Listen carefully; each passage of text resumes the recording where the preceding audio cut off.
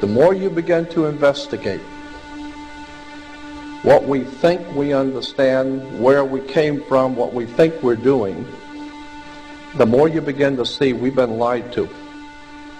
We've been lied to by every institution. What makes you think for 1 minute that the religious institution is the only one that's never been touched? The religious institutions of this world are at the bottom of the dirt. The religious institutions in this world are put there by the same people who gave you your government, your corrupt education, who set up your international banking cartels, because our masters don't give a damn about you or your family. All they care about is what they have always cared about, and that's controlling the whole damn world. We have been misled away from the true and divine presence in the universe that men have called God. I don't know what God is, but I know what he isn't. And unless and until you are prepared to look at the whole truth, and wherever it may go, whoever it may lead to, if you want to look the other way, or if you want to play favorites, then somewhere along the line you're going to find out you're messing with divine justice. The more you educate yourself, the more you understand where things come from, the more obvious things become, and you begin to see lies everywhere. You have to know the truth and seek the truth, and the truth will set you free.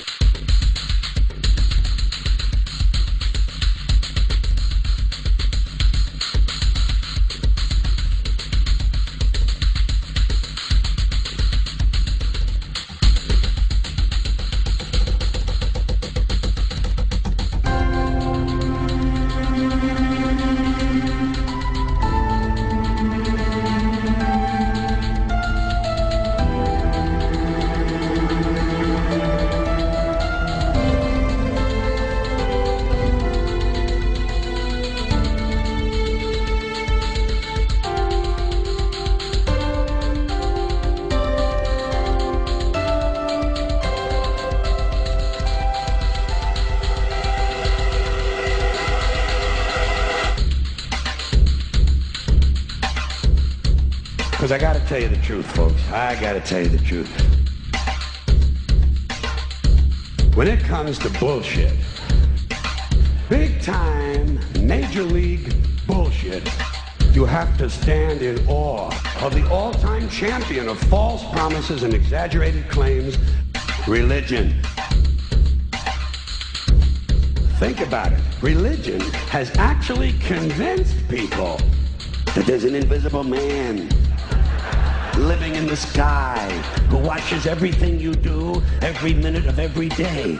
And the invisible man has a special list of 10 things he does not want you to do. And if you do any of these 10 things, he has a special place full of fire and smoke and burning and torture and anguish where he will send you to live and suffer and burn and choke and scream and cry forever and ever till the end of time. But he loves you.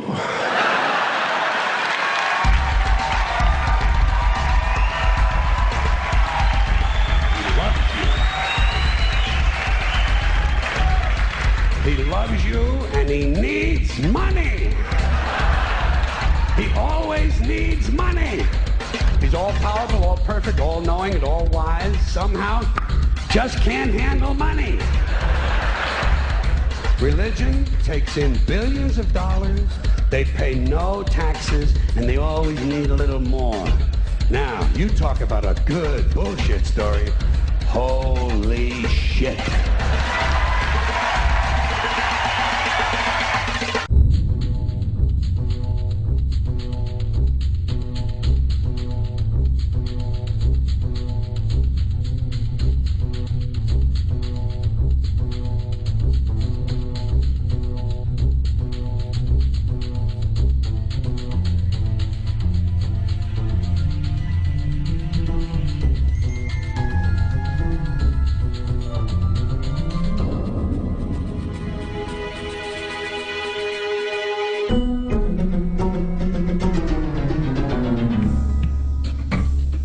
This is the sun. As far back as 10,000 BC, history is abundant with carvings and writings reflecting people's respect and adoration for this object. And it is simple to understand why, as every morning the sun would rise, bringing vision, warmth, and security, saving man from the cold, blind, predator-filled darkness of night. Without it, the cultures understood, the crops would not grow, and life on the planet would not survive. These realities made the sun the most adorned object of all time. Likewise, they were also very aware of the stars. The tracking of the stars allowed them to recognize and anticipate events which occurred over long periods of time, such as eclipses and full moons. They in turn cataloged celestial groups into what we know today as constellations. This is the cross of the zodiac, one of the oldest conceptual images in human history. It reflects the sun as it figuratively passes through the 12 major constellations over the course of a year. It also reflects the 12 months of the year, the 4 seasons, and the solstices and equinoxes. The term zodiac relates to the fact that constellations were anthropomorphized or personified as figures or animals. In other words, the early civilizations did not just follow the sun and stars, they personified them with elaborate myths involving their movements and relationships. The sun, with its life-giving and saving qualities, was personified as a representative of the unseen creator or God, God's Son, the light of the world, the savior of humankind. Likewise, the 12 constellations represented places of travel for God's Son, and were identified by names, usually representing elements of nature that happened during that period of time. For example, Aquarius, the water bearer, who brings the spring rains.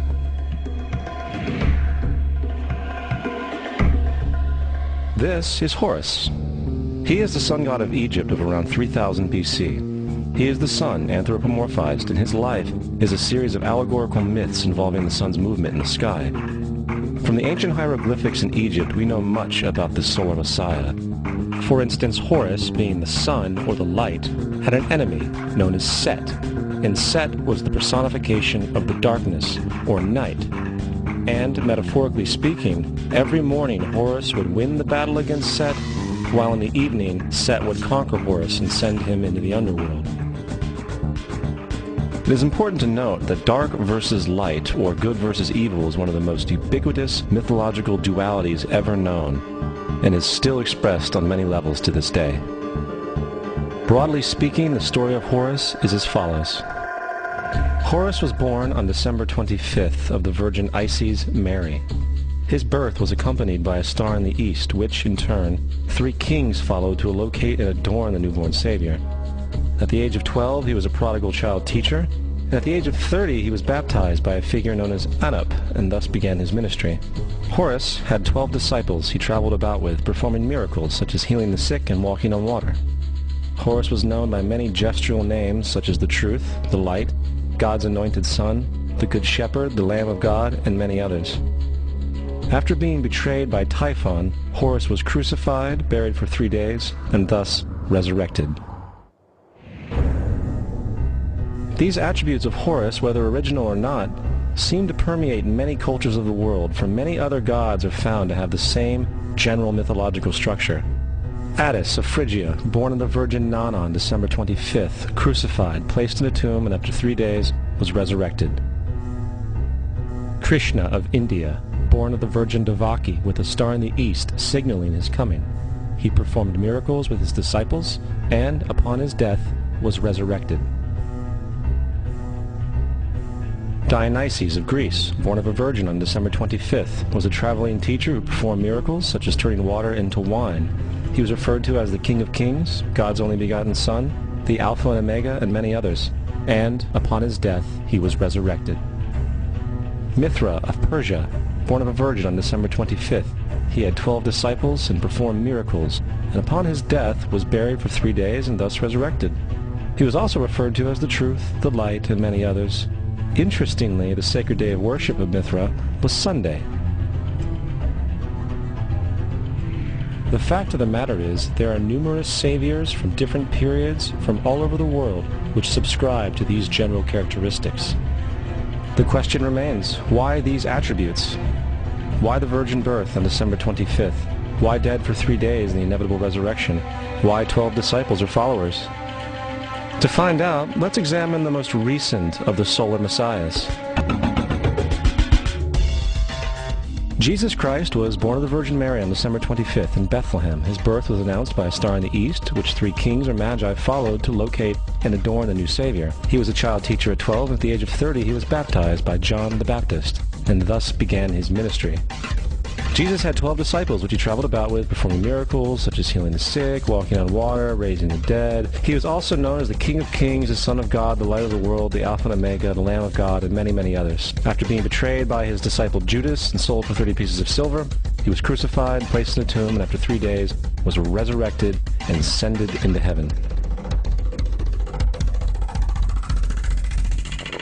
First of all, the birth sequence is completely astrological. The star in the east is Sirius, the brightest star in the night sky, which, on December 24th, aligns with the 3 brightest stars in Orion's belt.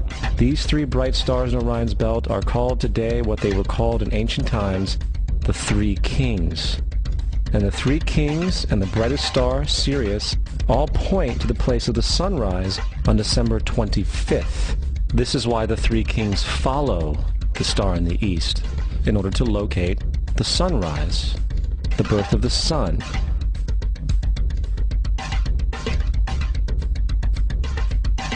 The Virgin Mary is the constellation Virgo, also known as Virgo the Virgin. Virgo in Latin means virgin.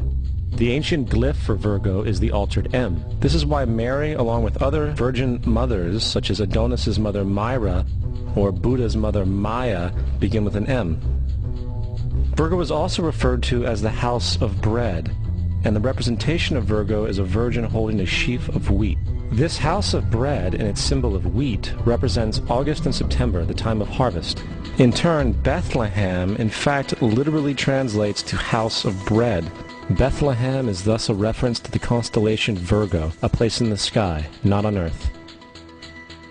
There's another very interesting phenomenon that occurs around December 25th, or the winter solstice. From the summer solstice to the winter solstice, the days become shorter and colder. And from the perspective of the northern hemisphere, the sun appears to move south and get smaller and more scarce. The shortening of the days and the expiration of the crops when approaching the winter solstice symbolize the process of death to the ancients. It was the death of the sun. And by December 22nd, the sun's demise was fully realized, for the sun, having moved south continually for 6 months, makes it to its lowest point in the sky. Here a curious thing occurs. The sun stops moving south, at least perceivably, for 3 days. And during this 3-day pause, the sun resides in the vicinity of the Southern Cross, or Crux, constellation. And after this time, on December 25th, the sun moves 1 degree, this time north, foreshadowing longer days, warmth, and spring. And thus it was said, the sun died on the cross, was dead for 3 days, only to be resurrected or born again. This is why Jesus and numerous other sun gods share the crucifixion, 3-day death, and resurrection concept. It is the sun's transition period before it shifts its direction back into the northern hemisphere, bringing spring and thus salvation. However, they did not celebrate the resurrection of the sun until the spring equinox, or Easter. This is because at the spring equinox the sun officially overpowers the evil darkness, as daytime thereafter becomes longer in duration than the night, and the revitalizing conditions of spring emerge. Now, probably the most obvious of all the astrological symbolism around Jesus regards the 12 disciples. They are simply the 12 constellations of the zodiac, which Jesus, being the sun, travels about with. In fact, the number 12 is replete throughout the Bible.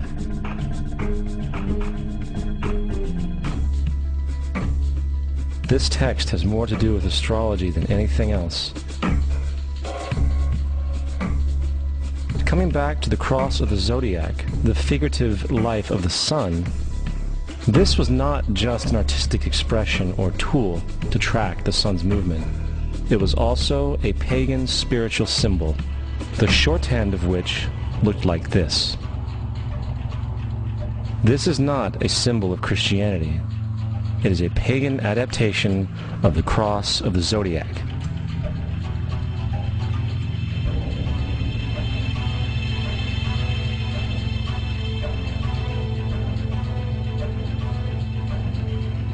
This is why Jesus in early occult art is always shown with his head on the cross, for Jesus is the Son of God, the light of the world, the risen Savior who will come again, as it does every morning, the glory of God who defends against the works of darkness as he is born again every morning and can be seen coming in the clouds up in heaven with his crown of thorns or sun rays.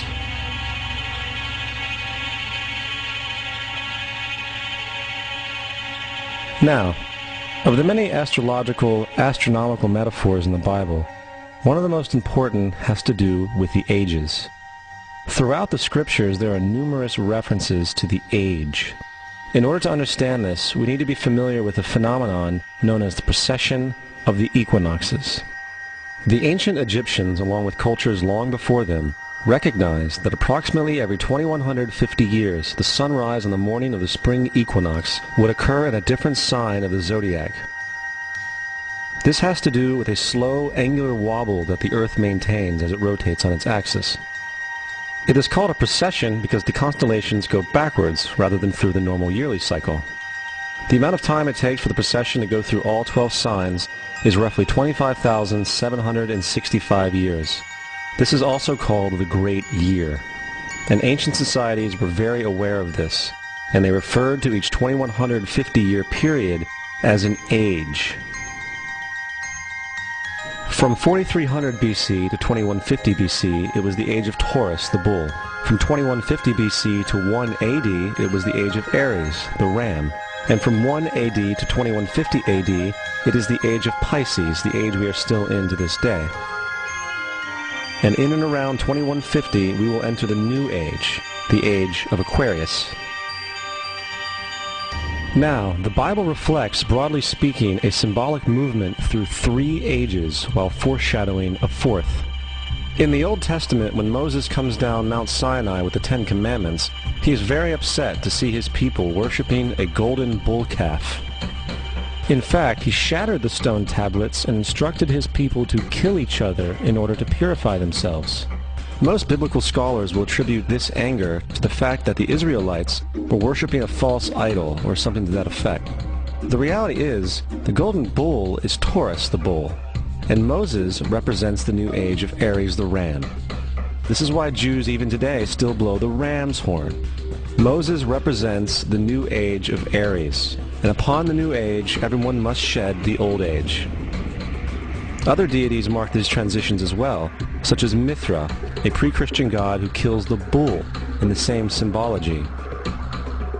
Now Jesus is the figure who ushers in the age following Aries, the age of Pisces, or the 2 fish.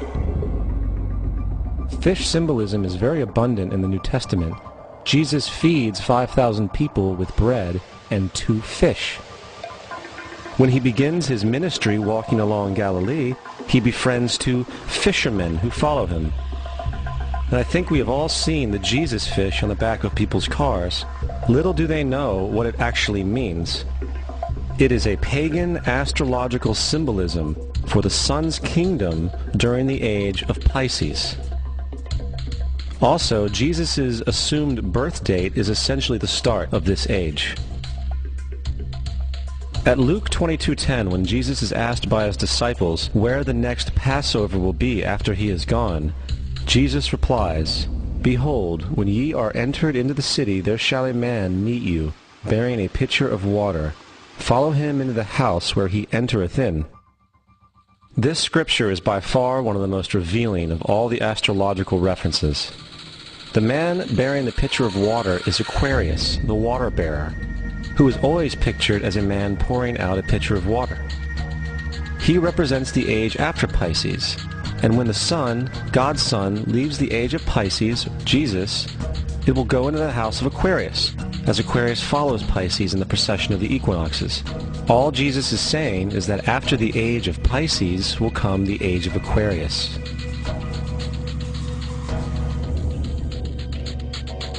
Now, we have all heard about the end times and the end of the world. The cartoonish depictions in the book of Revelation aside, the main source of this idea comes from Matthew 28:20, where Jesus says, "I will be with you even to the end of the world." However, in the King James Version, world is a mistranslation, among many mistranslations. The actual word being used is eon, which means age. I will be with you even to the end of the age, which is true, as Jesus' solar Piscean personification will end when the sun enters the age of Aquarius. The entire concept of end times and the end of the world is a misinterpreted astrological allegory. Let's tell that to the approximately 100 million people in America who believe the end of the world is coming. Furthermore, the character of Jesus being a literary and astrological hybrid is most explicitly a plagiarization of the Egyptian sun god Horus.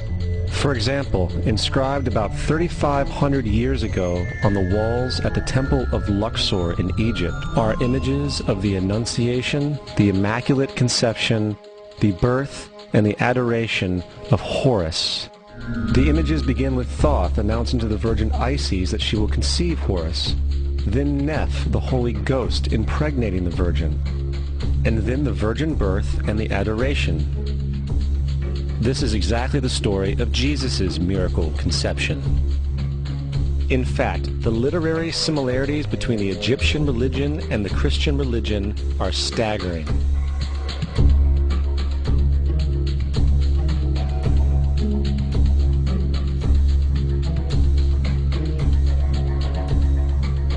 And the plagiarism is continuous. The story of Noah and Noah's Ark is taken directly from tradition. The concept of the Great Flood is ubiquitous throughout the ancient world, with over 200 cited claims in different periods and times. However, one need look no further for a pre-Christian source than the Epic of Gilgamesh, written in 2600 BC. This story talks of a great flood commanded by God, an ark with saved animals upon it, and even the release and return of a dove, all held in common with the biblical story among many other similarities. And then there is the plagiarized story of Moses. Upon Moses' birth, it is said that he was placed in a reed basket and set adrift in a river in order to avoid infanticide. He was later rescued by a daughter of royalty and raised by her as a prince. This baby in a basket story was lifted directly from the myth of Sargon of Akkad of around 2250 BC. Sargon was born, placed in a reed basket in order to avoid infanticide, and set adrift in a river. He was in turn rescued and raised by Aki, a royal midwife. Furthermore, Moses is known as the lawgiver, the giver of the Ten Commandments, the Mosaic Law. However, the idea of a law being passed from God to a prophet up on a mountain is also a very old motif.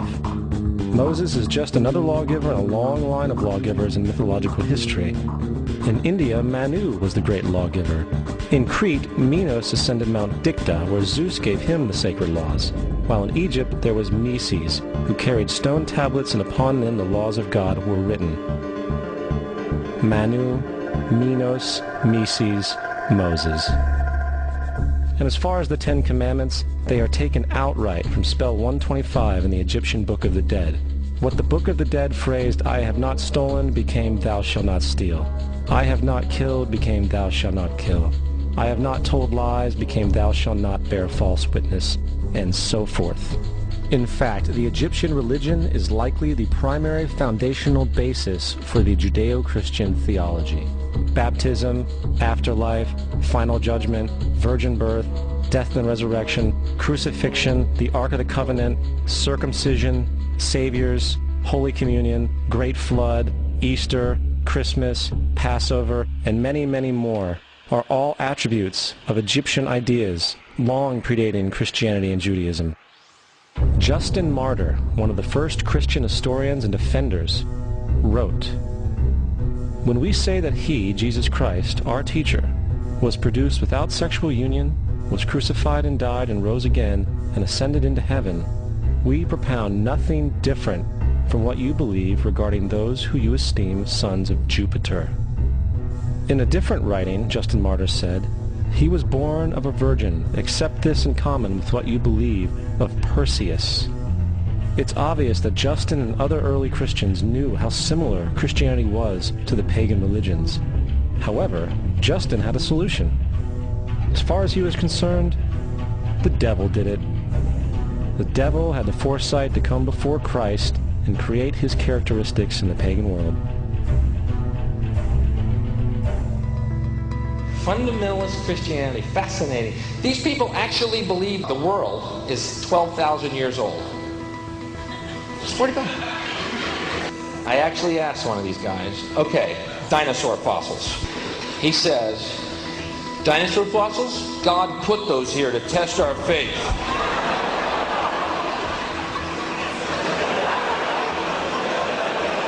I think God put you here to test my faith, dude.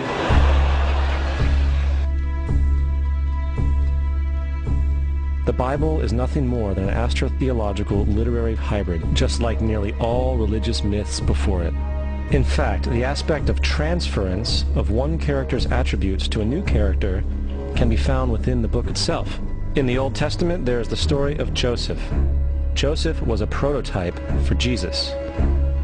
Joseph was born of a miracle birth. Jesus was born of a miracle birth. Joseph was of 12 brothers. Jesus had 12 disciples. Joseph was sold for 20 pieces of silver. Jesus was sold for 30 pieces of silver. Brother Judah suggests the sale of Joseph. Disciple Judas suggests the sale of Jesus. Joseph began his work at the age of 30. Jesus began his work at the age of 30. The parallels go on and on. Furthermore, is there any non-biblical historical evidence of any person living with the name Jesus, the son of Mary, who traveled about with 12 followers, healing people and the like? There are numerous historians who lived in and around the Mediterranean, either during or soon after the assumed life of Jesus. How many of these historians document this figure? Not one. However, to be fair, that doesn't mean defenders of the historical Jesus haven't claimed the contrary. 4 historians are typically referenced to justify Jesus' existence. Pliny the Younger, Suetonius, and Tacitus are the first 3. Each one of their entries consists of only a few sentences at best, and only refer to Christus or the Christ, which in fact is not a name but a title. It means the Anointed One. The 4th source is Josephus, and this source has been proven to be a forgery for hundreds of years. Sadly, it is still cited as truth. You would think that a guy who rose from the dead and ascended into heaven for all eyes to see and performed the wealth of miracles acclaimed to him would have made it into the historical record. It didn't, because once the evidence is weighed, there are very high odds that the figure known as Jesus did not even exist.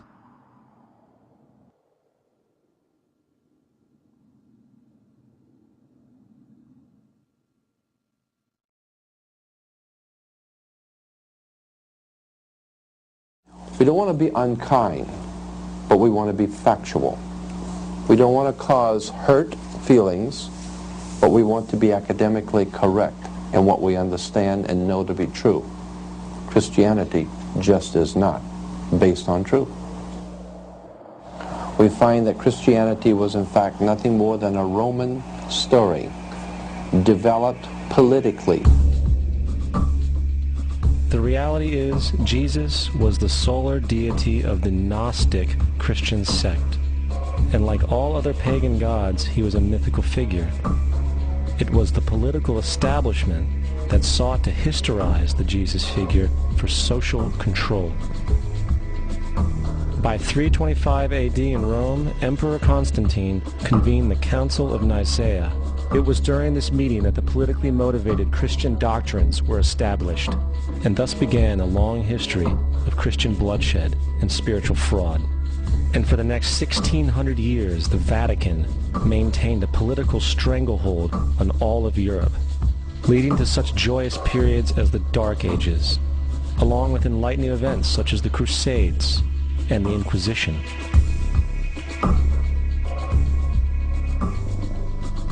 Christianity, along with all other theistic belief systems, is the fraud of the age. It serves to detach the species from the natural world, and likewise each other. It supports blind submission to authority.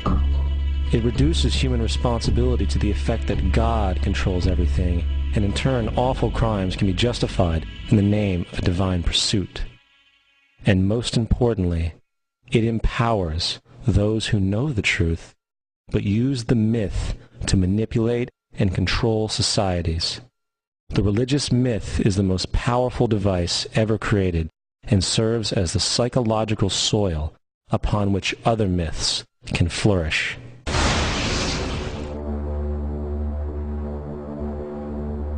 A myth is an idea that, while widely believed, is false.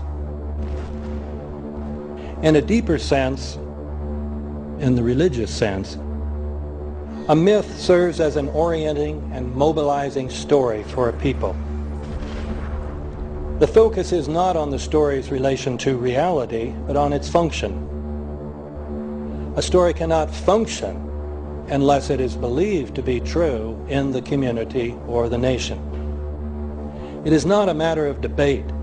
If some people have the bad taste to raise the question of the truth of the sacred story, the keepers of the faith do not enter into debate with them. They ignore them or denounce them as blasphemers. It is wrong, blasphemous, and sinful for you to suggest, imply, or help other people come to the conclusion that the U.S. government killed 3,000 of its own citizens.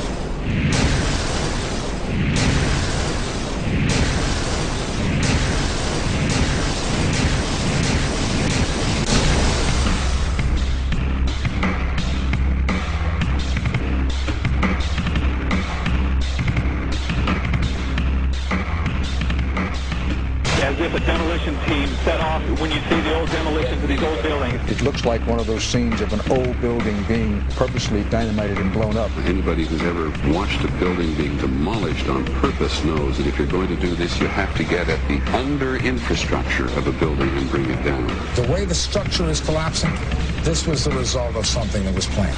It's not accidental that the first tower just happened to collapse and then the second tower just happened to collapse in exactly the same way. How they accomplished this, we don't know. The building collapsed to dust. You don't find a desk. You don't find a chair. You don't find a telephone, a computer. The biggest piece of a telephone I found was half of the keypad, and it was about this big.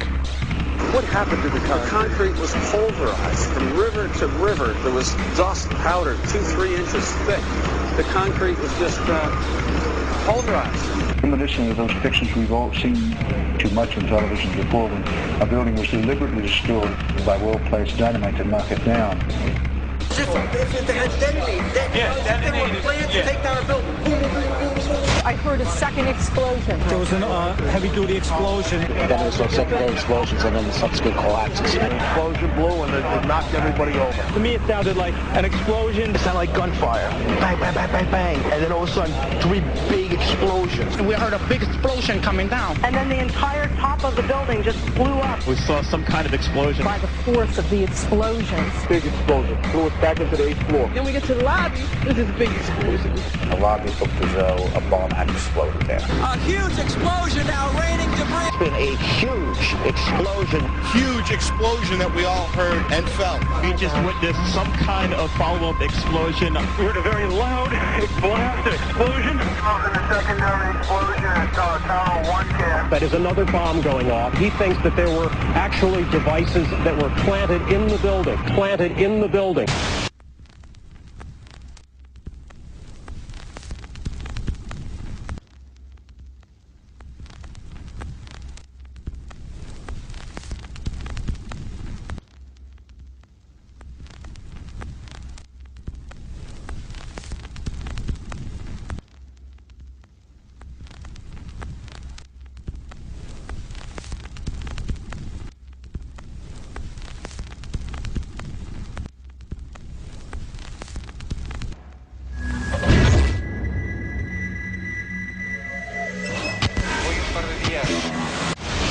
I don't think anybody could have predicted that they would try to use an airplane as a missile, a hijacked airplane as a missile. Nobody in our government, at least, and I don't think the prior government that could envision flying airplanes into buildings. No specific threat involving really a domestic operation or involving what happened, obviously, the city's airliner and so forth. There were no warning signs that I'm aware of. USA Today reports that in the 2 years before the attacks on September the 11th, NORAD conducted exercises using hijacked airliners as weapons. And one target was the World Trade Center.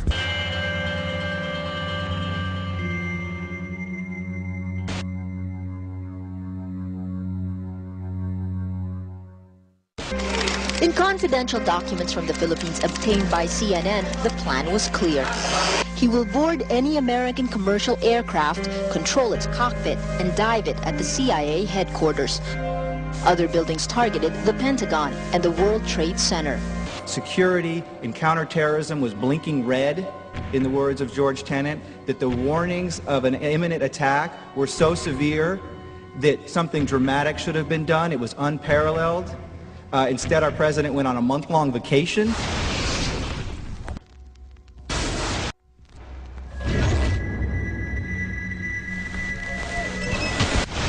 The head of Pakistani intelligence at the ISI, Mahmoud Ahmed, requested Omar Sheikh to wire $100,000 to Mohammed Atta, who was the lead hijacker. Hijacker Mohammed Atta received wire transfers via Pakistan. The man sending the money to Atta is believed to be Ahmed Umar Saeed Sheikh. Omar Sheikh admitted he was supported by the Pakistan government's intelligence service, the ISI.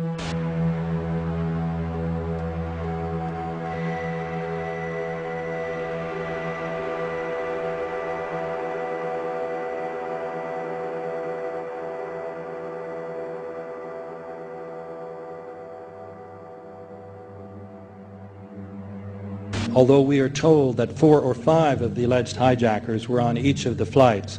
If so, their names should have been on the flight manifests. But the flight manifests that have been released contain neither the names of the alleged hijackers nor any Arab names whatsoever. We know that the men who were supposedly the hijackers had their houses, cars, credit cards paid for by the U.S. government. They were in truth agents. Evidence was also apparently planted. The passport of one of the hijackers on Flight 11 was allegedly found in the rubble. Goes through the fireball, through the side of the plane, and comes down to the ground unscathed. But something happened. For 6 months they reported they had this passport. Boy, we've got it, we've got the proof. And then the guy stood up and was alive. Several of these 19 men are still alive.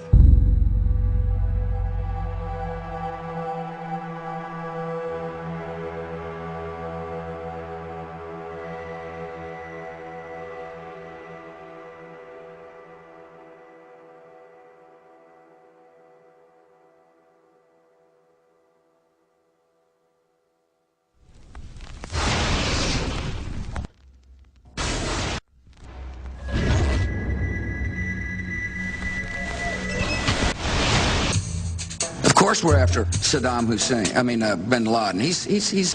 January 2001, the Bush administration orders the FBI and intelligence agencies to back off investigations involving the bin Laden family, including 2 of Osama bin Laden's relatives, who were living, guess where, in Falls Church, Virginia, right next to CIA headquarters. When he was already America's most wanted criminal, he reportedly spent 2 weeks in the American hospital in Dubai, was treated by an American doctor, and visited by the local CIA agent.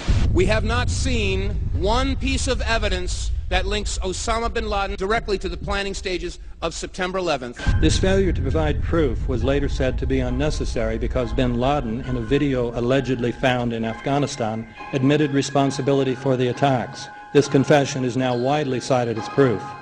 But the man in this video has darker skin, fuller cheeks, and a broader nose than the Osama bin Laden of all other videos. We again seem to have planted evidence.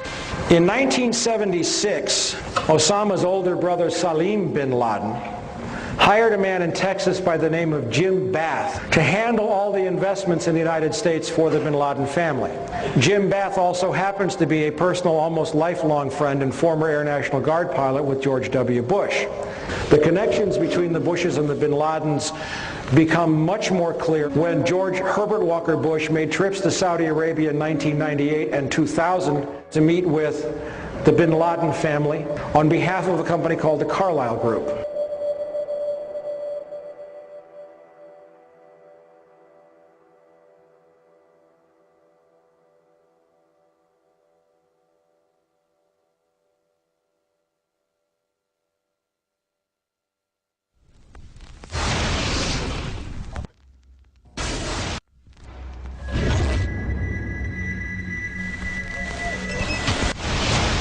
How could anyone fly a 60-ton, 125-foot wide, 44-foot tall plane through this obstacle course? The aircraft, before striking the Pentagon, reportedly executed a 270-degree downward spiral, and yet Hani Hanjour was known as a terrible pilot who could not safely fly even a small plane.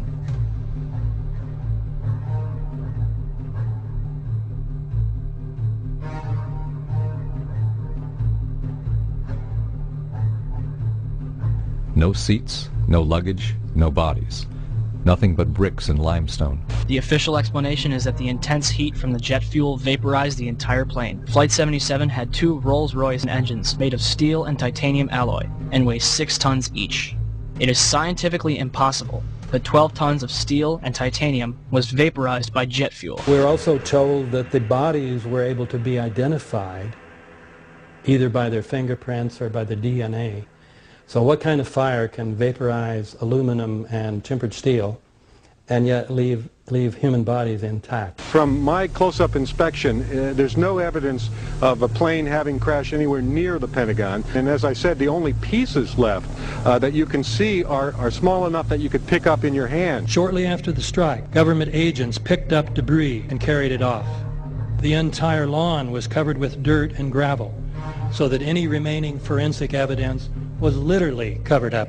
The videos from security cameras, which would show what really hit the Pentagon, were immediately confiscated by agents of the FBI, and the Department of Justice has to this day refused to release them. If these videos would prove that the Pentagon was really hit by a 757, most of us would assume the government would release them.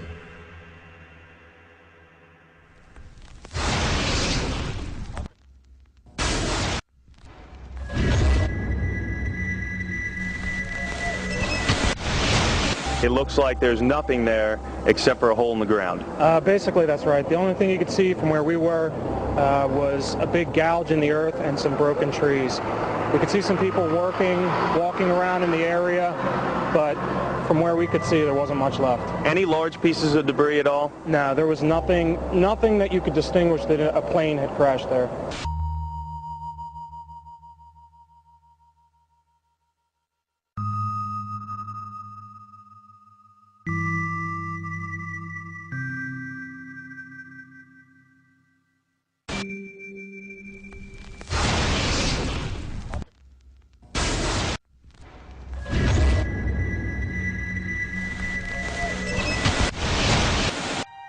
Pancake theory, according to which the fires, while not melting the steel, heated it up sufficiently to cause the floors weakened by the airplane strikes to break loose from the steel columns, and this started a chain reaction. So you would expect then from that theory, which is the official theory, to see a whole stack of floors piled up on top of each other and then a spindle of core columns standing too. The core of each of the twin towers consisted of 47 massive steel columns. If the floors had broken loose from them, these columns would have still been sticking up into the air 1,000 feet. The plane did not cut all those core columns.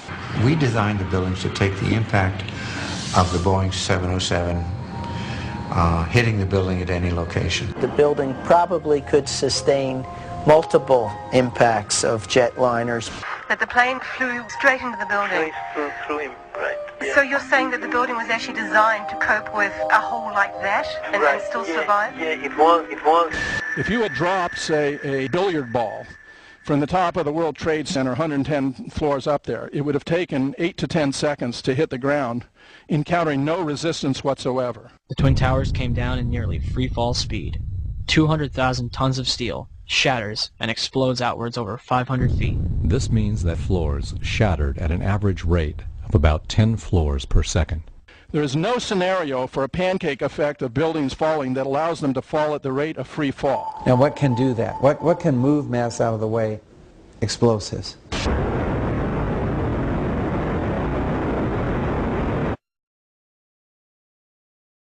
"47 huge steel columns going up the core. They're interconnected.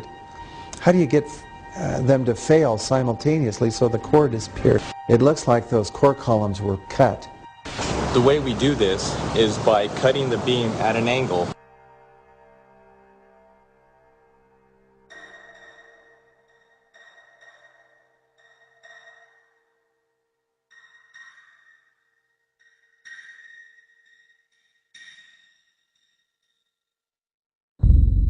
I started looking at the molten metal. All three buildings, both towers in the rubble, in the basement areas, and Building 7, there's these pools of molten metal.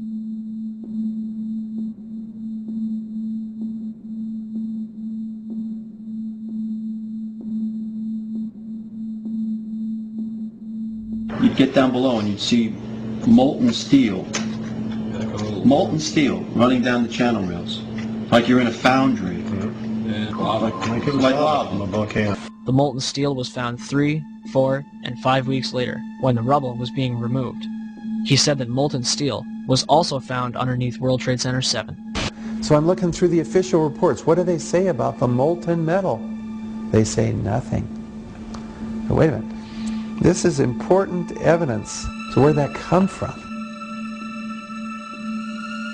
Thermite is so hot that it'll just cut through steel, through structural steel, for example, like a knife through butter. The products are molten iron and aluminum oxide, which goes off primarily as a dust. You know those enormous dust clouds? You can imagine when you assemble these chemicals on a large scale.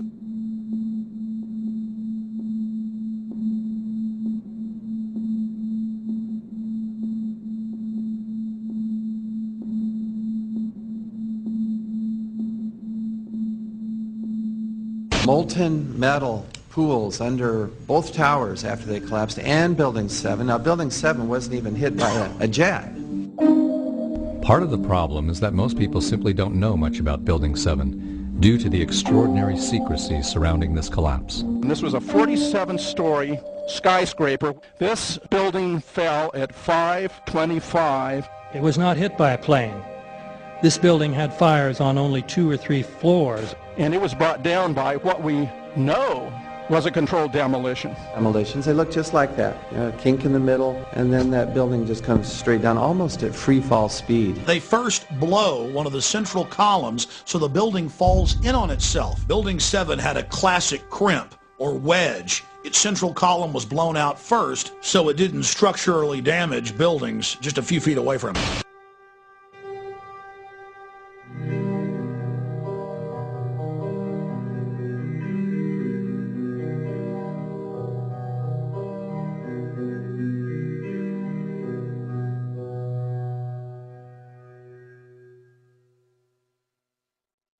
Our office was on the B1 level. As I was talking to a supervisor at 8:46, and all of a sudden we hear, boom! An explosion so hard that pushed us upwards. And it came from the basement between the B2 level and the B3 level. And when I went to verbalize, we hear, boom! The impact of the plane on the top. As I'm walking by the main freight corridor building in the corridor, that's when I got blown. I mean, the impact of the explosion threw me to the floor, and that's when everything started happening. All of a sudden, a big impact happened again, and all the ceiling tile was falling down, the light fixtures were falling. You know, you got to go clear across the whole from 1 to 2 World Trade Center, and then all of a sudden, it happened all over again. Something else hit us to the floor. Right in the basement, you felt it. Walls were caving in, everything that was going on. I mean, I know people that got killed in the basement. I know people that got broken legs in the basement. People that got reconstructive surgery because the walls hit them in the face.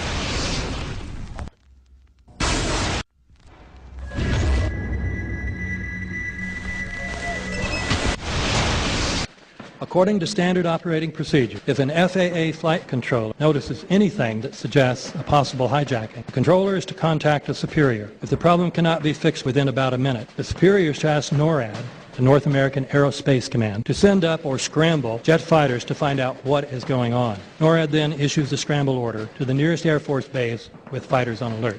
But although interceptions usually occur within 10 or so minutes, in this case, 80 or so minutes had elapsed before fighters were even airborne. It's a mind-bending anomaly. Not a single U.S. Air Force interceptor turns a wheel until it's too late. There are no jets at all. What if they were so confused and had been so deliberately confused that they couldn't respond? The reason that they didn't know where to go was because a number of conflicting and overlapping war game exercises were taking place. It involved the insertion of false radar blips onto radar screens in the Northeast Air Defense Sector. Lieutenant Team U, we have a problem here. We have a hijacked aircraft headed towards New York. We need someone to scramble some F-16s or something up there to help us out. Is this real world or exercise? Is this real world or exercise? There was another exercise, Vigilant Warrior, which was in fact, according to a NORAD source, a live-fly hijack drill being conducted at the same time. With only 8 available fighter aircraft, and they have to be dispatched in pairs, they were dealing with as many as 22 possible hijacks on the day of 9/11, and they couldn't separate the war game exercises from the actual hijacks.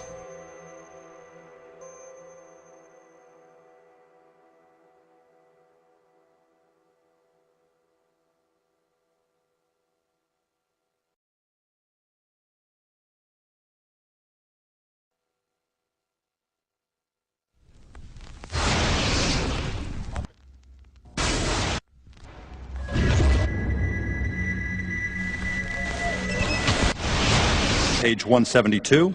The U.S. government has not been able to determine the origin of the money used for the 9/11 attacks. Ultimately, the question is of little practical significance. The American authorities have not managed to trace the source of the funding, and then the most amazingly disingenuous statement ultimately is it of little consequence. It is of massive consequence. Doesn't it matter who paid for 9/11? The collapse of Building 7 has been recognized as especially difficult to explain. The 9/11 Commission report implicitly admitted that it could not explain the collapse of this building by not even mentioning it. President, why are you and the Vice President insisting on appearing together before the 9/11 Commission? Because the 9/11 Commission wants to ask us questions. That's why we're meeting, and I look forward to meeting with them and answering their questions. Why you're appearing together rather than separately, which was their request? Because it's a good chance for both of us to answer questions that the 9/11 Commission is looking forward to asking us, and I'm looking forward to answering them. Let's see. Do you think they should be able to stand up and speak their own words? They should go under oath. They should be, yeah, in public.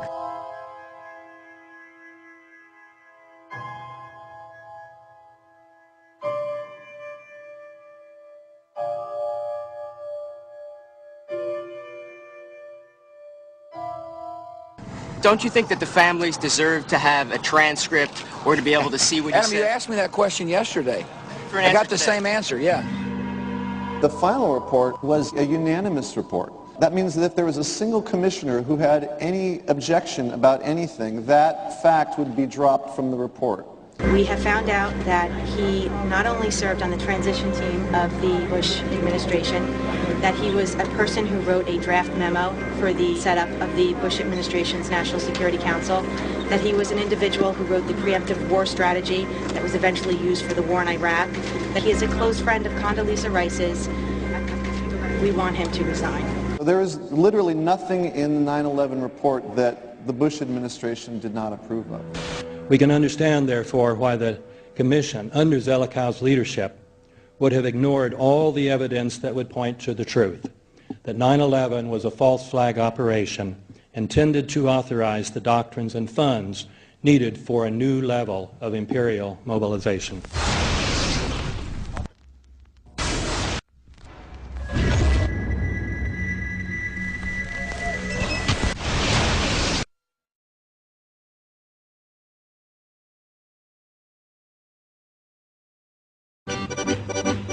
armed with knives, armed with chemical, biological, nuclear weapons. Fanatics, terrorists, September 11th. September 11th, killers, September 11th, terrorists. Terrorists of al-Qaeda, terrorists, nuclear weapons, terrorists. 9/11, terror, terrorist, evil. September 11th, September 11th. The terrorists, war and danger. September 11th, terrorism, global terrorism, terrorism, terrorists, terrorists, terrorists, terrorists, terrorists, the terror, terrorists, terrorist, terrorism. September 11th, global terrorism, terrorists, terrorism. September 11th, world terrorism, terrorism. September 11th, global terrorism. September the 11th, terror, weapons of mass destruction. September the 11th, terrorists, the evil terrorists, no. Terrorism. The words are hypnotically repeated. Terrorism, terrorist, terrorist threat, and of course, believed to be linked to al-Qaeda. But it's the so-called war on terrorism that's in our faces practically 24/7 as the inescapable focus of our existence. One day, our grandchildren will look back on this time and ask, how was the war on terror won? The entire U.S. ruling class, ruling elite, comes to see terrorism as the preferred means, indeed the only means, to provide social cohesion, to provide an enemy image for the society to keep it together. According to neocon theory from Carl Schmitt, you have to have an enemy image in order to have a society. A very dangerous thing, because now it means that the entire social order, the political parties, intellectual life, politics in general, all based on a monstrous myth. Monstrous myth.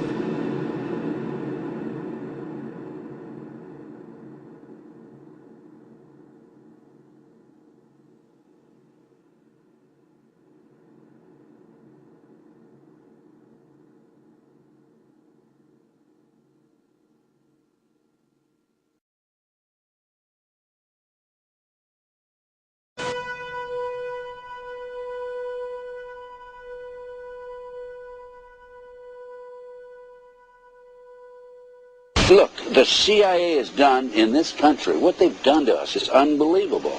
Look at the terrorist acts that have occurred. The CIA behind most, if not all of them. We had the Marine barracks. We had our embassy in Kenya. We had Pan Am 103. We had the USS Cole.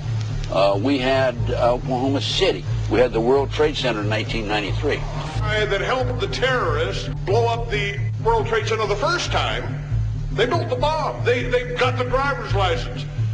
The informant, the FBI informant, a fellow named Salam, a 43-year-old former Egyptian army officer, he was given the assignment to put the bomb together. And he went to his supervisor, his FBI supervisor, and said, we're going to put a dummy bomb in here, right? And the FBI supervisor said, no, we're going to put a real bomb.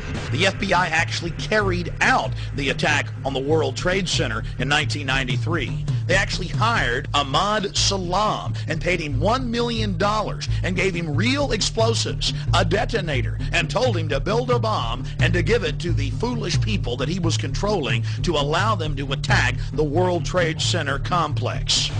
Unfortunately for them, there were only 6 people killed, not enough to pass the legislation. So what happened is 2 years later, April 19, 1995, down comes Oklahoma City Murrah building, 168 people killed. 1 year later, the anti-terrorism legislation that takes away many of our constitutional rights and civil liberties is passed.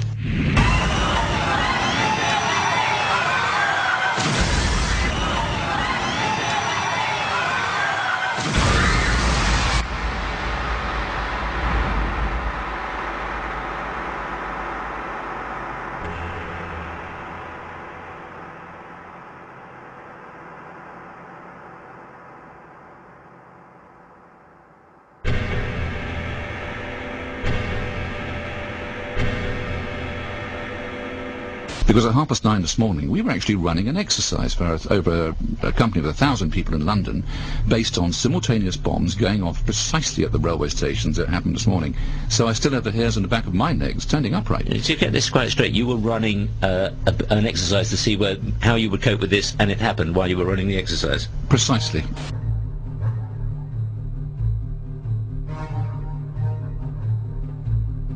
Supposed to believe is some kind of coincidence, there was also an anti-terrorist drill going on 7/7. And again, just like 9/11, they were talking about attacks on the same targets, the same kind of tube stations, and exactly the same time as the actual attack happened, providing some kind of cover for what must be operations orchestrated in some way by the state.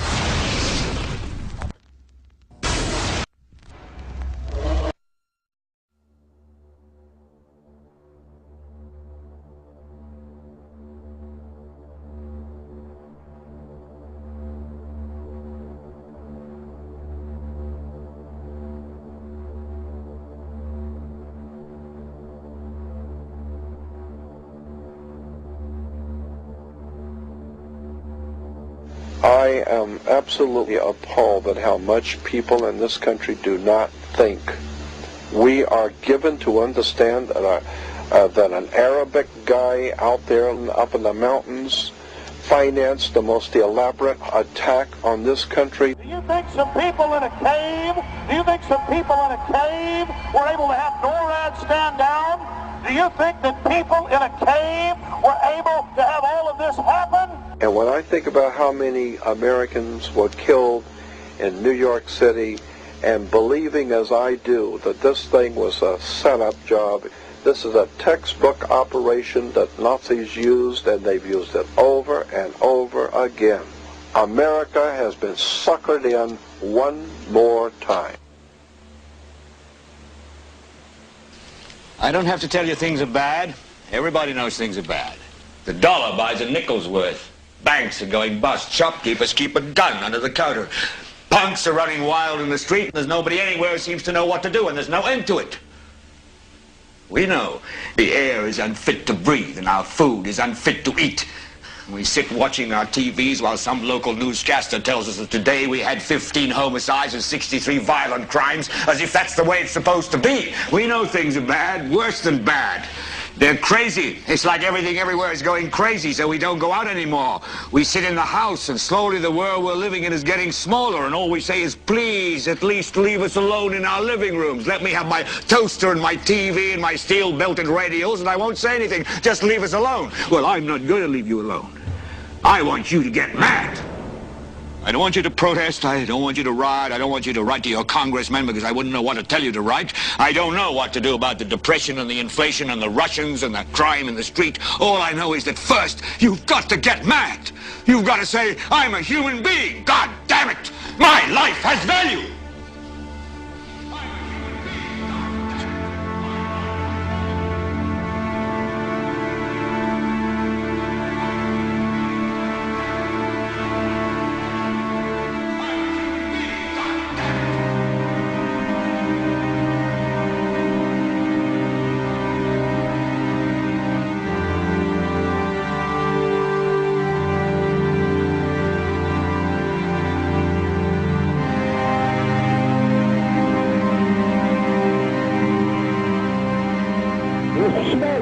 There, 105, 2 pounds. It's right there, it's black, it's iron. My wife thinks I'm alright. I called her and said I was leaving the building, I was fine, and I'm bang. The 3 of us, 2 broken windows. Oh, God!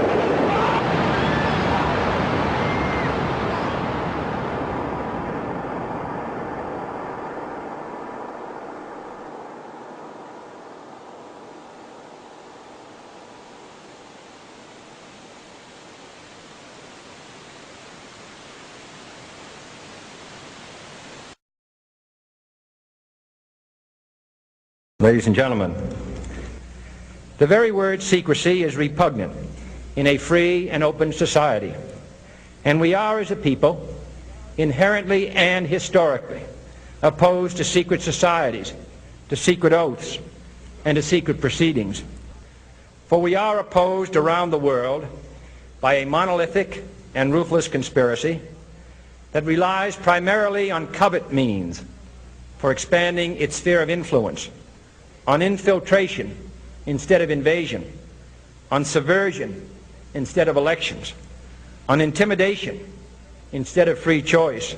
It is a system which has conscripted vast human and material resources into the building of a tightly knit, highly efficient machine that combines military, diplomatic, intelligence, economic, scientific, and political operations. Its preparations are concealed, not published. Its mistakes are buried, not headlined. Its dissenters are silenced, not praised. No expenditure is questioned, no secret is revealed. That is why the Athenian lawmaker Solon decreed it a crime for any citizen to shrink from controversy. I am asking your help in the tremendous task of informing and alerting the American people, confident that with your help, man will be what he was born to be, free and independent.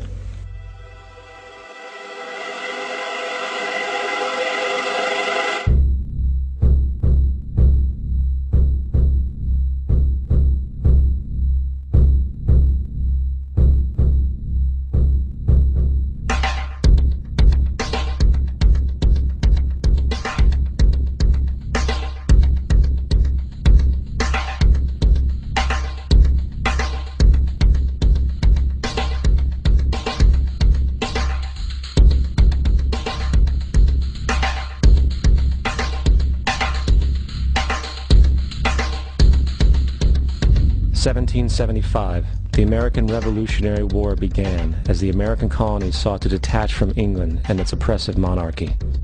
Though many reasons are cited for the revolution, one in particular sticks out as the prime cause, that King George III of England outlawed the interest-free, independent currency the colonies were producing and using for themselves, in turn forcing them to borrow money from the Central Bank of England at interest, immediately putting the colonies into debt.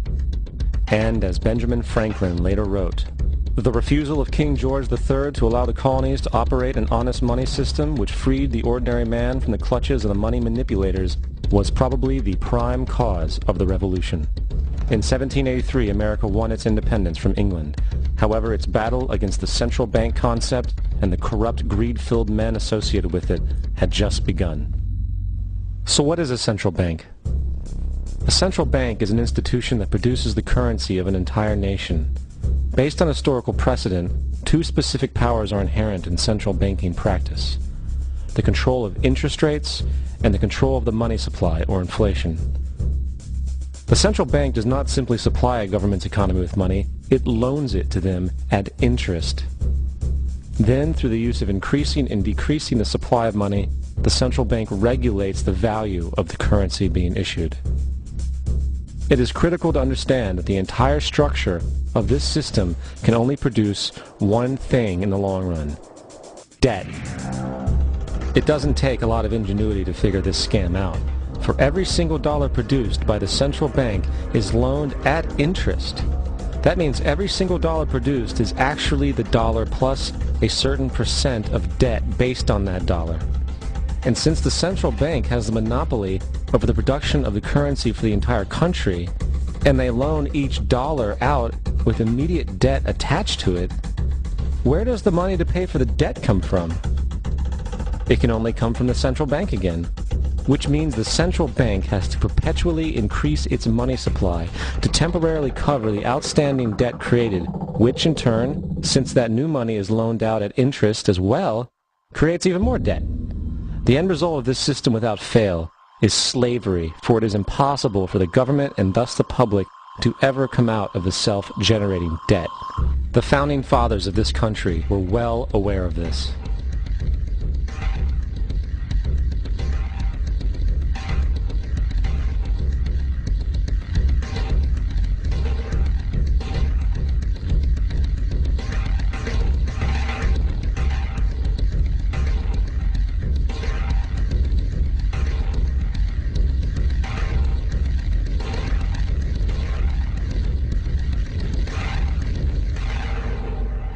By the early 20th century, the U.S. had already implemented and removed a few central banking systems, which were swindled into place by ruthless banking interests. At this time, the dominant families in the banking and business world were the Rockefellers, the Morgans, the Warburgs, the Rothschilds. And in the early 1900s, they sought to push, once again, legislation to create another central bank. However, they knew the government and public were very weary of such an institution, so they needed to create an incident to affect public opinion. So, J.P. Morgan, publicly considered a financial luminary at the time, exploited his mass influence by publishing rumors that a prominent bank in New York was insolvent or bankrupt. Morgan knew this would cause mass hysteria, which would affect other banks as well. And it did. The public, in fear of losing their deposits, immediately began mass withdrawals. Consequently, the banks were forced to call in their loans, causing the recipients to sell their property, and thus a spiral of bankruptcies, repossessions, and turmoil emerged. Putting the pieces together a few years later, Frederick Allen of Life magazine wrote, "The Morgan interests took advantage to precipitate the panic, guiding it shrewdly as it progressed."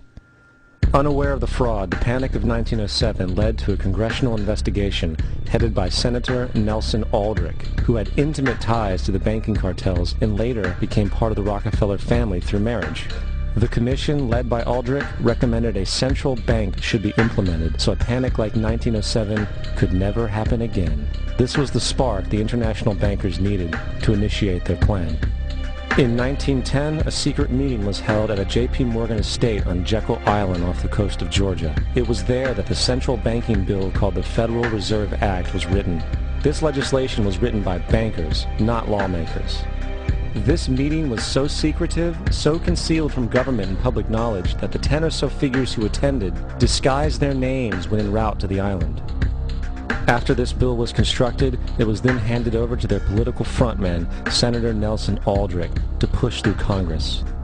And in 1913, with heavy political sponsorship by the bankers, Woodrow Wilson became president, having already agreed to sign the Federal Reserve Act in exchange for campaign support.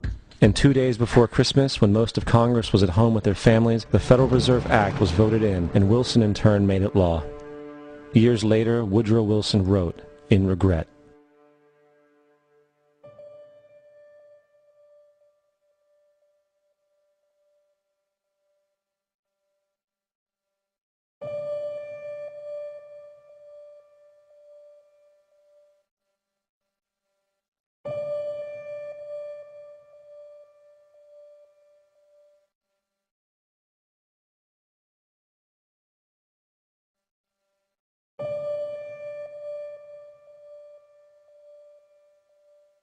Congressman Louis McFadden also expressed the truth after the passage of the bill. A world banking system was being set up here, a superstate controlled by international bankers, acting together to enslave the world for their own pleasure. The Fed has usurped the government. Now, the public was told that the Federal Reserve System was an economic stabilizer, and inflation and economic crises were a thing of the past. Well, as history has shown, nothing is further from the truth. The fact is, the international bankers now had a streamlined machine to expand their personal ambitions. For example, from 1914 to 1919, the Fed increased the money supply by nearly 100%, resulting in extensive loans to small banks and the public. Then, in 1920, the Fed called in mass percentages of the outstanding money supply, thus resulting in the supporting banks having to call in huge numbers of loans, and, just like 1907, bank runs, bankruptcy, and collapse occurred. Over 5,400 competitive banks outside of the Federal Reserve System collapsed, further consolidating the monopoly of a small group of international bankers. Privy to this crime, Congressman Lindbergh stepped up and said in 1921, "Under the Federal Reserve Act, panics are scientifically created. The present panic is the first scientifically created one, worked out as we figure a mathematical equation." However, the panic of 1920 was just a warm-up. From 1921 to 1929, the Fed again increased the money supply, resulting once again in extensive loans to the public and banks. There was also a fairly new type of loan called a margin loan in the stock market. Very simply, the margin loan allowed an investor to put down only 10% of a stock's price, with the other 90% being loaned through the broker. In other words, a person could own $1,000 worth of stock with only $100 down. This method was very popular in the roaring 1920s, as everyone seemed to be making money in the market. However, there was a catch to this loan. It could be called in at any time and had to be paid within 24 hours. This is termed a margin call, and the typical result of a margin call is the selling of the stock purchased with the loan. So, a few months before October in 1929, J.D. Rockefeller, Bernard Baruch, and other insiders quietly exited the market. And on October 24th, 1929, the New York financiers who furnished the margin loans started calling them in masse. This sparked an instantaneous, massive sell-off in the market, for everyone had to cover the margin loans. It then triggered mass bank runs for the same reason, in turn collapsing over 16,000 banks, enabling the conspiring international bankers to not only buy up rival banks at a discount, but to also buy up whole corporations at pennies on the dollar. It was the greatest robbery in American history. But that didn't stop there. Rather than expanding the money supply in order to recover from this economic collapse, the Fed actually contracted it, fueling one of the largest depressions in history. Once again outraged, Congressman Louis McFadden, a longtime opponent of the banking cartels, began bringing impeachment proceedings against the Federal Reserve Board, saying of the crash and depression, it was a carefully contrived occurrence. International bankers sought to bring about a condition of despair so that they might emerge the rulers of us all. Not surprisingly, and after 2 previous assassination attempts, McFadden was poisoned at a banquet before he could push for the impeachment. Now, having reduced the society to squalor, the Federal Reserve bankers decided that the gold standard should be removed. In order to do this, they needed to acquire the remaining gold in the system. So, under the pretense of helping to end the Depression, came the 1933 gold seizure. Under the threat of imprisonment for 10 years, everyone in America was required to turn in all gold bullion to the Treasury, essentially robbing the public of what little wealth they had left. And at the end of 1933, the gold standard was abolished. If you look at a dollar bill from before 1933, it says it is redeemable in gold. You look at a dollar bill today, it says it is legal tender, which means it is backed by absolutely nothing. It is worthless paper. The only thing that gives our money value is how much of it is in circulation. Therefore, the power to regulate the money supply is also the power to regulate its value, which is also the power to bring entire economies and societies to its knees.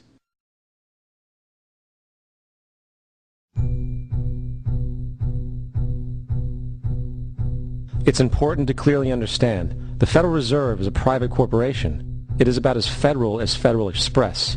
It makes its own policies and is under virtually no regulation by the U.S. government. It is a private bank that loans all the currency at interest to the government, completely consistent with the fraudulent central banking model that the country sought to escape from when it declared independence in the American Revolutionary War. Now, going back to 1913, the Federal Reserve Act was not the only unconstitutional bill pushed through Congress. They also pushed the federal income tax. It's worthwhile to point out that the American public's ignorance towards the federal income tax is a testament to how dumbed down and oblivious the American population really is. First of all, the federal income tax is completely unconstitutional, as it is a direct, unapportioned tax. All direct taxes have to be apportioned to be legal based on the Constitution. Secondly, the required number of states in order to ratify the amendment to allow the income tax was never met, and this has even been cited in modern court cases.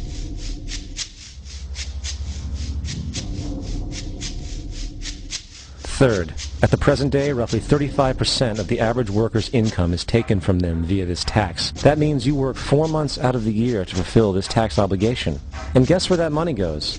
It goes to pay the interest on the currency being produced by the fraudulent Federal Reserve Bank, a system that does not have to exist at all. The money you make working 4 months out of the year goes almost literally into the pockets of the international bankers who own the private Federal Reserve Bank. And fourth, even with the fraudulent government claim as to the legality of the income tax, there is literally no statute, no law in existence that requires you to pay this tax, period. I really expected that, of course there's a law that you can point to in the law book, the code, that requires you to file a tax return. Of course there is. I was at that point where I couldn't find the statute that clearly made a person liable. At least not me and most people I know, and I had no choice in my mind except to resign. Based on the research that I did throughout the year 2000 and that I'm still doing, I have not found that law. I've asked Congress, we've asked a lot of people in the IRS commissioners, helpers. They can't answer, because if they answer, the American people are going to know that this whole thing is a fraud.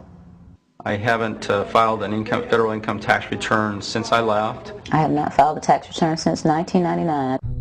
the income tax is nothing less than the enslavement of the entire country. Now, the control of the economy and the perpetual robbery of wealth is only one side of the Rubik's Cube the bankers hold in their hands. The next tool for profit and control is war. Since the inception of the Federal Reserve in 1913, a number of large and small wars have commenced. The three most pronounced were World War I, World War II, and Vietnam. World War I. In 1914, European wars broke out centered around England and Germany. The American public wanted nothing to do with the war. In turn, President Woodrow Wilson publicly declared neutrality. However, under the surface, the U.S. administration was looking for any excuse it could find to enter it. In a noted observation by Secretary of State William Jennings, the large banking interests were deeply interested in the World War because of the wide opportunities for large profits. It's important to understand that the most lucrative thing that can happen for the international bankers is war, for it forces the country to borrow even more money from the Federal Reserve Bank at interest. Woodrow Wilson's top advisor and mentor was Colonel Edward House, a man with intimate connections with the international bankers who wanted in the war. In a documented conversation between Colonel House, Wilson's advisor, and Sir Edward Grey, the Foreign Secretary of England, regarding how to get America into the war, Grey inquired, "What will Americans do if Germans sink an ocean liner with American passengers on board?" House responded, "I believe that a flame of indignation would sweep the United States, and that by itself would be sufficient to carry us into war." So, on May 7, 1915, on essentially the suggestion of Sir Edward Grey, a ship called the Lusitania was deliberately sent into German-controlled waters where German military vessels were known to be. And, as expected, German U-boats torpedoed the ship, exploding stored ammunition, killing 1,200 people.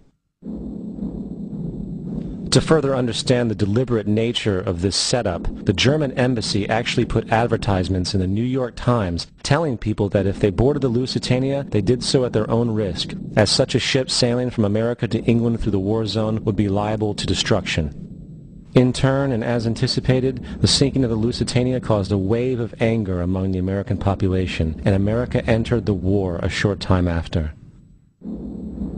The First World War caused 323,000 American deaths. J.D. Rockefeller made $200 million off of it. Not to mention the war cost about $30 billion for America, most of which was borrowed from the Federal Reserve Bank at interest, furthering the profits of the international bankers. World War II. On December 7, 1941, Japan attacked the American fleet at Pearl Harbor, triggering our entry into that war. President Franklin D. Roosevelt declared the attack was a day that will live in infamy. A day of infamy indeed, but not because of the alleged surprise attack on Pearl Harbor. After 60 years of surfacing information, it is clear that not only was the attack on Pearl Harbor known weeks in advance, it was outright wanted and provoked. Roosevelt, whose family had been New York bankers since the 18th century, whose uncle Frederick was on the original Federal Reserve Board, was very sympathetic to the interests of the international bankers, and the interest was to enter the war, as we've seen, nothing is more profitable for international bankers than war.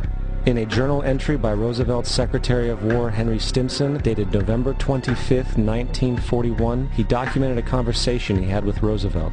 The question was, how should we maneuver them into firing the first shot? It was desirable to make sure the Japanese be the ones to do this, so that there should remain no doubt as to who were the aggressors. In the months leading up to the attack on Pearl Harbor, Roosevelt had done almost everything in his power to anger the Japanese, showing a posture of aggression. He halted all of Japan's imports of American petroleum. He froze all the Japanese assets in the United States. He made public loans to nationalist China and supplied military aid to the British, both enemies of Japan in the war, which, by the way, is completely in violation of international war rules. And on December 4th, 3 days before the attack, Australian intelligence told Roosevelt about a Japanese task force moving towards Pearl Harbor. Roosevelt ignored it. So, as hoped and allowed, on December 7, 1941, Japan attacked Pearl Harbor, killing 2,400 soldiers. Before Pearl Harbor, 83% of the American public wanted nothing to do with the war. After Pearl Harbor, 1 million men volunteered for the war. It is important to note, Nazi Germany's war effort was largely supported by two organizations, one of which was called IG Farben. IG Farben produced 84% of Germany's explosives, and even the Zyklon B used in the concentration camps to kill millions. One of the unspoken partners of IG Farben was J.D. Rockefeller's Standard Oil Company in America. In fact, the German Air Force could not operate without a special additive patented by Rockefeller Standard Oil. The drastic bombing of London by Nazi Germany, for example, was made possible by a $20 million sale of fuel to IG Farben by the Rockefeller Standard Oil Company. This is just one small point on the topic of how American business funded both sides of World War II. One other treasonous organization worth mentioning is the Union Banking Corporation of New York City. Not only did it finance numerous aspects of Hitler's rise to power, along with actual materials during the war, it was also a Nazi money laundering bank, which was eventually exposed for having millions of dollars of Nazi money in its vaults. The Union Banking Corporation of New York was eventually seized for violations of the Trading with the Enemy Act. Guess who the director and vice president of the Union Bank was? Prescott Bush, our current president's grandfather, and of course our former president's father. Keep that in mind when considering the moral and political dispositions of the Bush family. Vietnam. The United States' official declaration of war on North Vietnam in 1964 came after an alleged incident involving 2 U.S. destroyers being attacked by North Vietnamese PT boats in the Gulf of Tonkin. This was known as the Gulf of Tonkin incident. This single situation was the catalytic pretext for massive troop deployment and full-fledged warfare. One problem, however, the attack on the U.S. destroyers by Vietnamese PT boats never happened. It was a completely staged event to have an excuse to enter the war. Former Secretary of Defense Robert McNamara stated years later that the Gulf of Tonkin incident was a mistake, while many other insiders and officers have come forward, relaying that it was a contrived farce, a complete lie. Once in the war, it was business as usual. In October 1966, President Lyndon Johnson lifted trading restrictions on the Soviet bloc, knowing full well that the Soviets were providing upwards of 80% of North Vietnam's war supplies. Consequently, Rockefeller interests financed factories in the Soviet Union, which the Soviets used to manufacture military equipment and send it to North Vietnam. However, the funding of both sides of this conflict was only one side of the coin. In 1985, Vietnam's rules of engagement were declassified. This detailed what American troops were and were not allowed to do in the war. It included absurdities like North Vietnamese anti-aircraft missile systems could not be bombed until they were known to be fully operational. No enemy could be pursued once they crossed the border of Laos or Cambodia. And most revealing of all, the most critical strategic targets were not allowed to be attacked unless initiated by high military officials. Apart from these imposed ludicrous limitations, North Vietnam was informed of these restrictions and therefore could base entire strategies around the limitations of the American forces. This is why the war went on so long. And the bottom line is this: the Vietnam War was never meant to be won, just sustained. This war for profit resulted in 58,000 American deaths and 3 million dead Vietnamese. So, where are we now?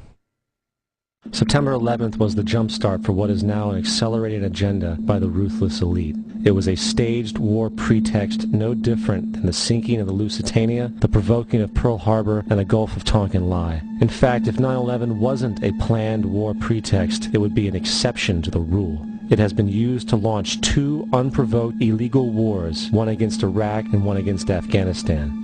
However, 9/11 was a pretext for another war as well, the war against you. The Patriot Act, Homeland Security, the Military Tribunals Act, and other legislations are all completely and entirely designed to destroy your civil liberties and limit your ability to fight back against what is coming. Currently in the United States, unannounced to most brainwashed Americans, your home can be searched without a warrant, without you being home. You can in turn be arrested with no charges revealed to you, detained indefinitely with no access to a lawyer, and legally tortured, all under the suspicion that you might be a terrorist. If you need a painted picture of what is happening in this country, let's recognize how history repeats itself. In February 1933, Hitler staged a false flag attack, burning down his own German parliament building, the Reichstag, and blamed it on communist terrorists. In the next few weeks, he passed the Enabling Act, which completely eradicated the German Constitution, destroying people's liberties. He then led a series of preemptive wars, all justified to the German people as necessary to maintaining Homeland Security.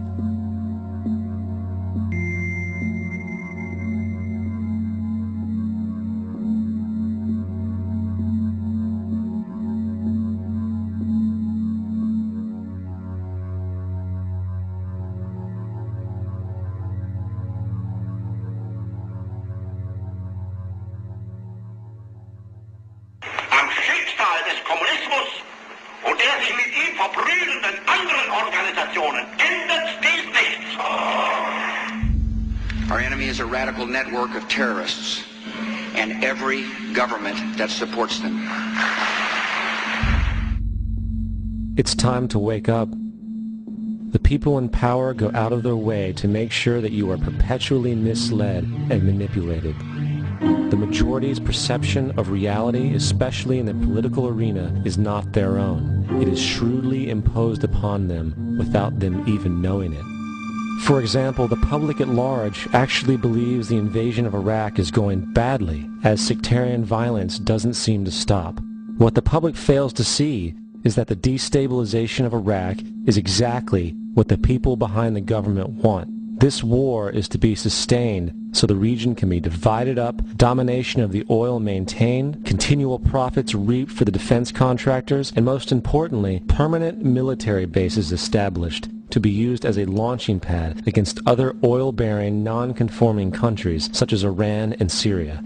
For further implication that the civil war and destabilization is purely intentional, in 2005, 2 elite British SAS officers were arrested by Iraqi police after being caught driving around in their car shooting at civilians while dressed up as Arabs. After being arrested and taken to a jail in Basra, the British Army immediately requested the release of these men. When the Basra government refused, British tanks came in and physically broke out the men from the Basra prison. If you wish to destroy an area, how do you do it? Well, there are 2 ways. You can go in there and bomb it and so forth, but that is not very efficient. What you do is you try to get the people in that area to kill each other and to destroy their own territory, their own farms, and that's what's been done in that area.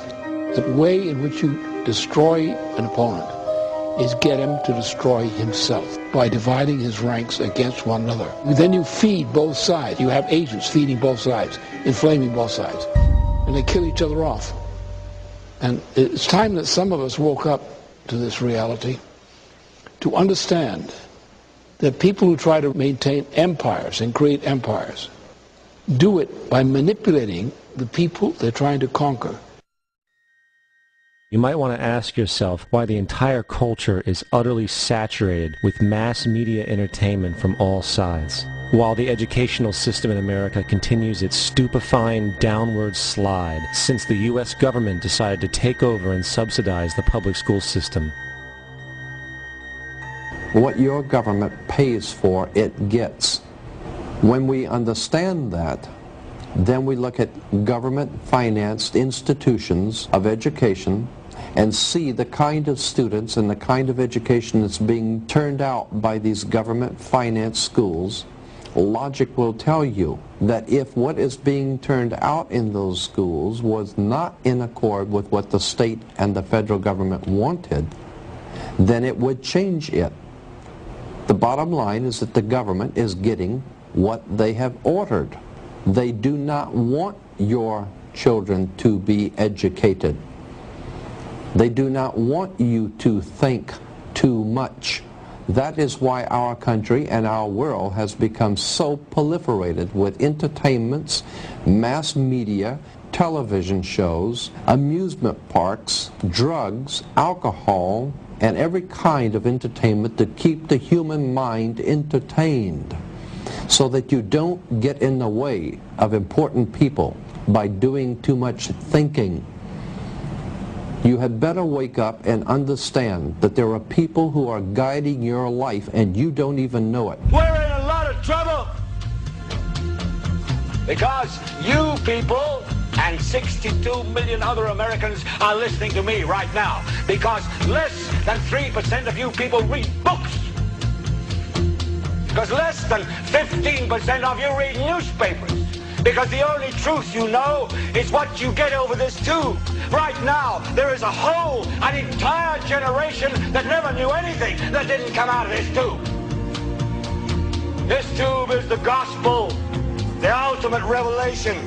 This tube can make or break presidents, popes, prime ministers. This tube is the most awesome goddamn force in the whole godless world. And woe is us if it all falls into the hands of the wrong people. And when the largest company in the world controls the most awesome goddamn propaganda force in the whole godless world, who knows what shit will be peddled for truth on this network.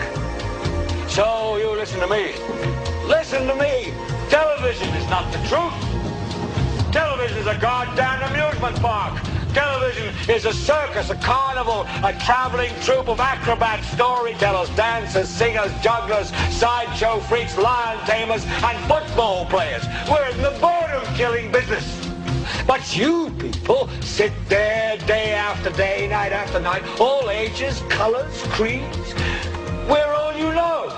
You're beginning to believe the illusions we're spinning here. You're beginning to think that the tube is reality and that your own lives are unreal. You do whatever the tube tells you. You dress like the tube. You eat like the tube. You raise your children like the tube. You even think like the tube. This is mass madness, you maniacs. In God's name, you people are the real thing. We are the illusion.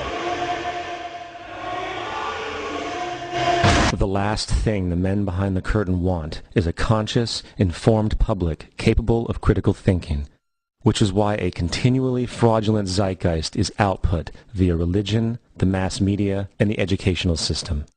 They seek to keep you in a distracted, naive bubble, and they are doing a damn good job of it. In 2005, an arrangement between Canada, Mexico, and the United States was made. This arrangement, unannounced to the public, unregulated by Congress, merges the United States, Mexico, and Canada into one entity, erasing all borders. It's called the North American Union, and you might want to ask yourself why you've never heard of this. In fact, there is only one mainstream reporter who has actually heard of and has had the courage to cover this issue. The Bush administration's open borders policy and its decision to ignore the enforcement of this country's immigration laws is part of a broader agenda.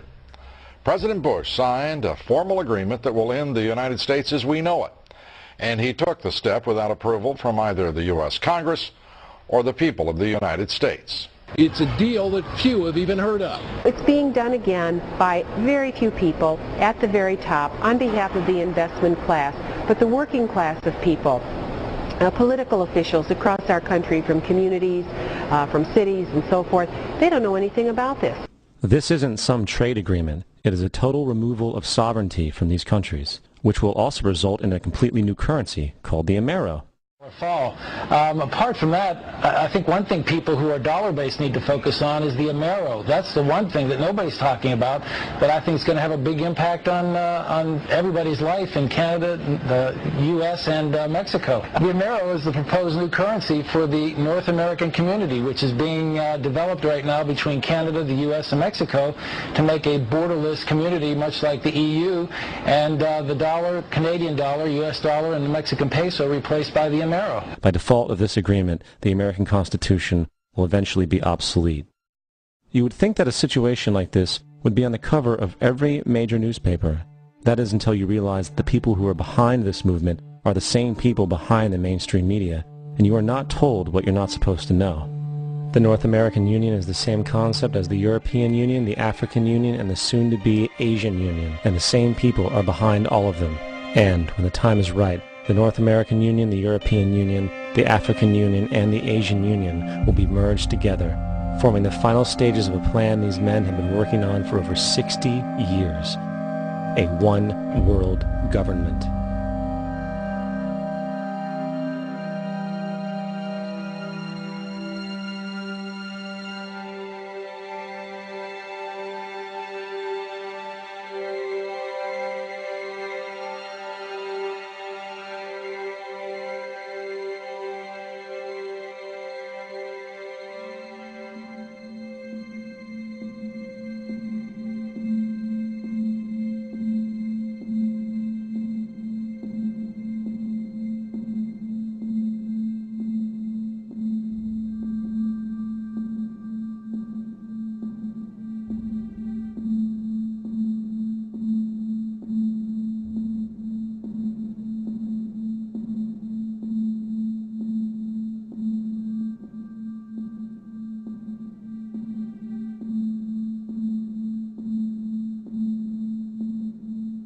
One bank, one army, one center of power. And if we have learned anything from history, it is that power corrupts, and absolute power corrupts absolutely. This is Aaron Russo, a filmmaker and former politician. To his left is Nicholas Rockefeller of the infamous Rockefeller banking and business dynasty. After maintaining a close friendship with Nicholas Rockefeller, Aaron eventually ended the relationship, appalled by what he had learned about the Rockefellers and their ambitions. I got a call one day from an attorney woman I knew, and she said, would you like to meet one of the Rockefellers? I said, sure, I'd love to. And we became friends, and he began to divulge a lot of things to me. So he said to me one night, he said that there's going to be an event there, and out of that event, you're going to see, we're going to go into Afghanistan, so we can run pipelines from the Caspian Sea. We're going to go into Iraq to take the oil and establish a base in the Middle East, and we're going to go into Venezuela and try and get rid of Chavez. And the first two they've accomplished. Chavez they didn't accomplish. And he said you're going to see guys going into caves looking for looking for people that they're never going to find. You know, he was laughing about the fact that you have this war on terror. There's no real enemy. He's talking about how by having this war on terror, you can never win it because so it's an eternal war. And so you can always keep taking people's liberties away. And I said, how are you going to convince people that this war is real? He said, but the media can convince everybody it's real. I mean, you know, it's just that you keep talking about things, you keep saying it over and over and over again, and eventually people believe it. You know, you created the Federal Reserve in 1913 through lies. You create 9/11, which is another lie. Through 9/11, then you're fighting a war on terror, and now all of a sudden you go into Iraq, which was another lie, and now they're going to do Iran. You know, and it's all one thing leading to another, leading to another, leading to another. Now, I would say that, what are you doing this for? What's the point of this thing? You have all the money in the world you ever want. You have all the power. I said, you know, you're hurting people. It's not a good thing. And he would say, what do you care about the people for? Take care of yourself and you take care of your family. And then I said to him, what are the ultimate goals here? He said, the ultimate goal is to get everybody in this world chipped with the RFID chip, and have all money be on those chips and everything on those chips. And if anybody wants to protest what we do or violate what we want, we just turn off their chip. That's right, microchipped. In 2005, Congress, under the pretense of immigration control and the so-called war on terrorism, passed the REAL ID Act, under which it is projected by May 2008, you will be required to carry around a federal identification card, which includes on it a scannable barcode with your personal information. However, this barcode is only an intermediary step before the card is equipped with a VeriChip RFID tracking module, which will use radio frequencies to track your every move on the planet. If this sounds foreign to you, please note that the RFID tracking chip is already in all new American passports. And the final step is the implanted chip, which many people have already been manipulated into accepting under different pretenses. We have a Florida family who are really pioneers in a brave new world. They have volunteered to be the first ever to have microchip identification devices implanted into their body. After 9/11, I was really concerned with the security of my family. I wouldn't mind having something planted permanently in my arm that would identify me. In the end, everybody will be locked into a monitored control grid where every single action you perform is documented. And if you get out of line, they can just turn off your chip, for at that point in time, every single aspect of society will revolve around interactions with the chips. This is the picture that is painted for the future if you open your eyes to see it. A centralized one-world economy where everyone's moves and everyone's transactions are tracked and monitored, all rights removed. The most incredible aspect of all. These totalitarian elements will not be forced upon the people. The people will demand them. For the social manipulation of society through the generation of fear and division has completely detached humans from their sense of power and reality. A process which has been going on for centuries, if not millennia. Religion, patriotism, race, wealth, class, and every other form of arbitrary, separatist identification and thus conceit has served to create a controlled population, utterly malleable in the hands of the few. Divide and conquer is the motto. And as long as people continue to see themselves as separate from everything else, they lend themselves to being completely enslaved. The men behind the curtain know this, and they also know that if people ever realize the truth of their relationship to nature and the truth of their personal power, the entire manufactured zeitgeist they prey upon will collapse like a house of cards.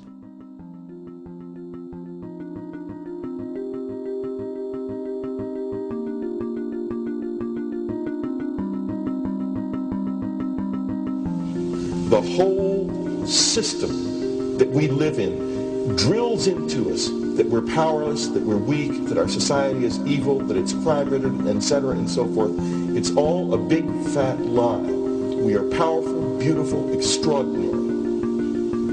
There is no reason why we cannot understand who we truly are, where we are going. There is no reason why the average individual cannot be fully empowered. We are incredibly powerful beings. You know, I think I spent 30 years of my life, in the first 30, trying to become something. I wanted to become good at things. I wanted to become good at tennis. I wanted to become good at school and grades and everything I kind of viewed in that perspective. I'm not okay the way I am, but if I got good at things, you realize that I had the game wrong. The game was to find out what I already was. Find out what I already was.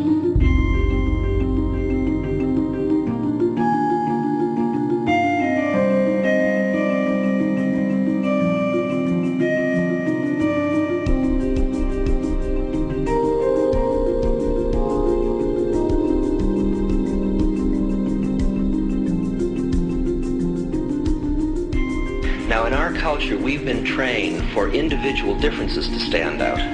So you look at each person, immediately it is brighter, dumber, older, younger, richer, poorer, and we make all these dimensional distinctions, put them in categories and treat them that way. And we get so that we only see others as separate from ourselves in the ways in which they're separate. And one of the dramatic characteristics of experience is being with another person and suddenly seeing the ways in which they are like you, not different from you, and experiencing the fact that that which is essence in you and which is essence in me is indeed one. The understanding that there is no other. It is all one. And I wasn't born Richard Albert, I was just born as a human being, and then I learned this whole business of who I am and whether I'm good or bad or achieving or not. All that's learned along the way.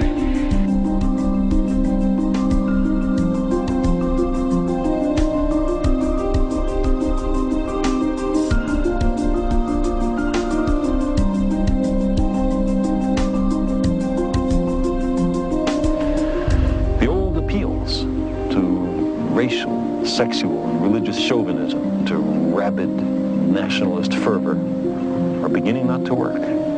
A new consciousness is developing which sees the earth as a single organism and recognizes that an organism at war with itself is doomed.